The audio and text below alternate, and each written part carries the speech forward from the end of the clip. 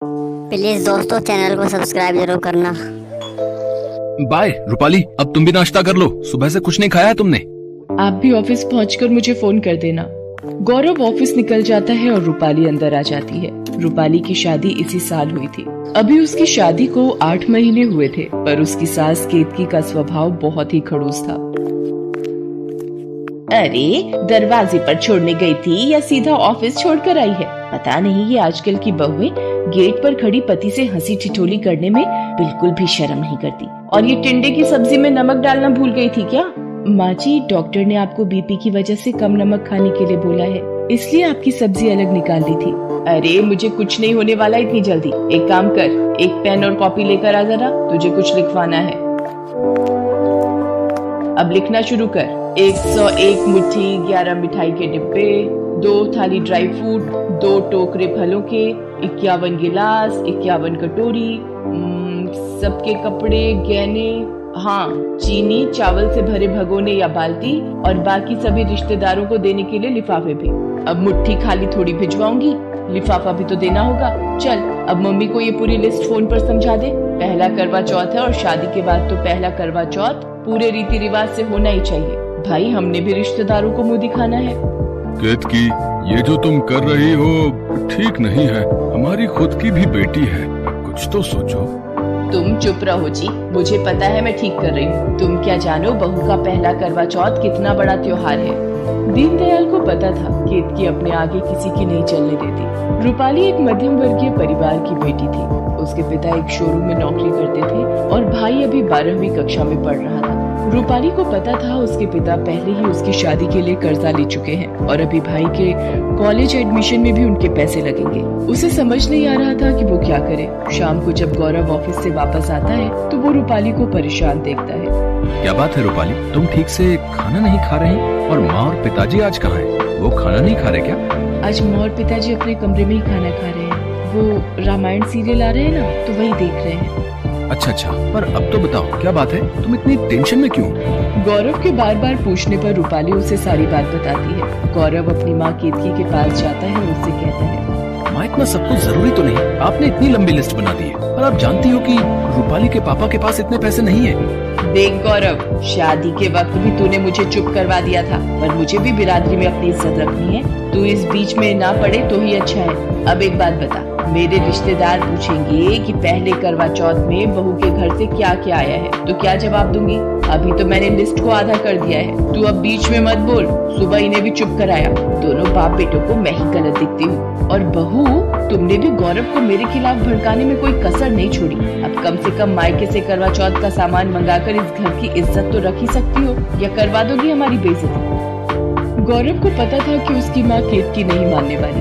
केतकी को रिश्तेदारों में दिखावा करने की आदत है। करवा चौथ को 3 दिन बाकी थे। उसी शाम केतकी और दीनदयाल की बेटी साधना, जिसकी शादी उसी शहर में 1 साल पहले हुई थी, वो रोती हुई आ जाती है। मुझे कुछ बता, तू जब से आई है रोए ही जा रही है। जब तक बताएगी नहीं पता कैसे चलेगा?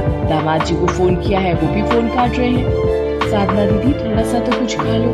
नहीं भाभी, मैं कुछ नहीं खाऊंगी न पीऊंगी। माँ रोहित ने अपनी बहन की बातों में आकर मेरे ऊपर झूठा इल्जाम लगाया है।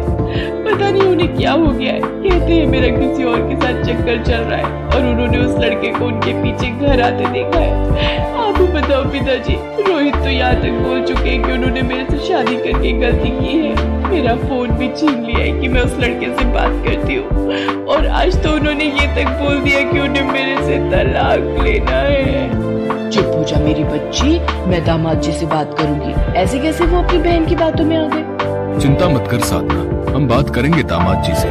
तभी गौरव भी आ जाता है और उसे भी सारी बात का पता चलता है। रोहित को फोन करता है। रोहित जी, आप बिना आंखों से देखे साधना पर कैसे इल्जाम लगा सकते हैं? ये तो सरासर अन्याय है। गौरव, थोड़ा धीरे से बात कर, तेरे जीजा हैं वो, वरना बात और बिगड़ जाएगी।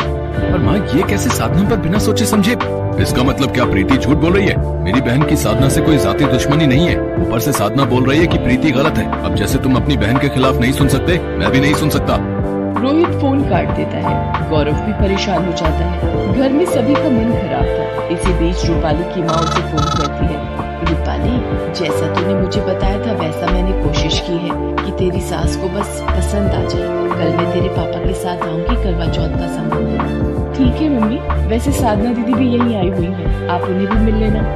रूपाली ने अपनी मम्मी को करवा चौथ के सामान के लिए फोन कर दिया था, लेकिन साधना की परेशानी में केतकी का सारा ध्यान साधना में लग गया था। रूपाली केतकी से कहती है, माँ जी सब्जियाँ और कुछ दालें खत्म हो रही हैं, मैं मार्केट से ले आती हूँ। पिताजी भी अपने दोस्त से मिलने गए हुए हैं, रात तक लौटेंगे। दीदी आप चलोगी साथ? नहीं रूपाली, मेरा कहीं भी जाने का मन नहीं है, तुम ले आओ।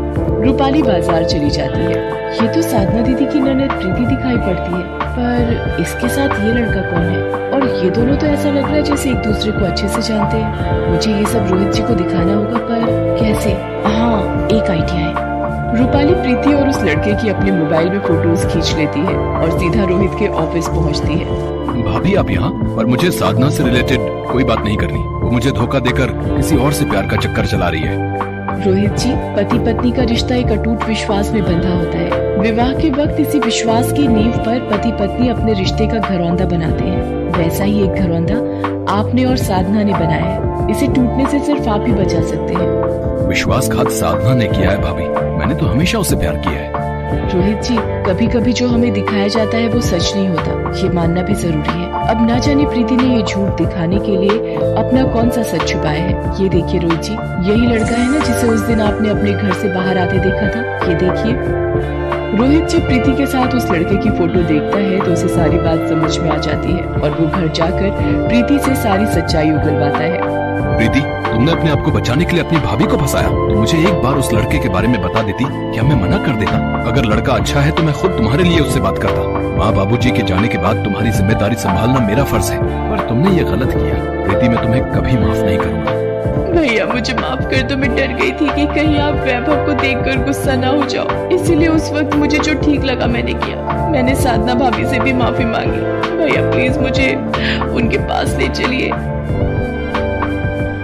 रोहित साधना से माफी मांगता है और प्रीति भी अपनी गलती के लिए साधना से माफी मांगती है। साधना, आज अगर रूपाली भाभी ना होती तो शायद इस सच से पर्दा कभी नहीं उठता। उन्होंने ही मुझे आज इस सच के बारे में बताया। प्रीति ने जो भी बचपने में आकर गलती की है ये बहुत बड़ी है, फिर भी मैं चाहता हूँ कि तुम इसके लिए मुझे और प्रीति को माफ कर दो।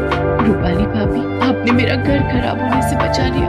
आज आपकी वजह से ही मेरी शादीशुदा जिंदगी बिगड़ने से बच गई। साधना दीदी, ये तो मेरा फर्ज था, अब आप रोना बंद कीजिए। कल करवा चौथ है, हम सब मिलकर इस व्रत को खुशी खुशी रखेंगे। अगले दिन करवा चौथ का व्रत होता है और रूपाली के मायके से उसके माता पिता करवा चौथ देने के लिए आते हैं। आपकी बेटी रूपाली हमारे घर की बहू है, ये हमारा सौभाग्य है। मैं शगुन की मट्ठी और मिठाई जरूर रखूंगी, पर ये गहने और रुपए ये सब तो मेरी जिद थी। मुझे ये सब कुछ नहीं चाहिए। हमें रूपाली के रूप में हीरा मिल गया जो अनमोल है। केतकी का बदला व्यवहार देखकर गौरव और रूपाली उसके गले लग जाते हैं और फिर रूपाली के मम्मी पापा खुशी खुशी घर लौट जाते हैं।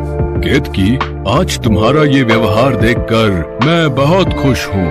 इसके बाद केतकी, रूपाली और साधना तीनों मिलकर कथा करती हैं और रात में चांद को अर्घ्य देकर अपना व्रत खोलती हैं। उस दिन सास बहू का करवा चौथ व्रत उनके रिश्ते में प्यार भर देता है।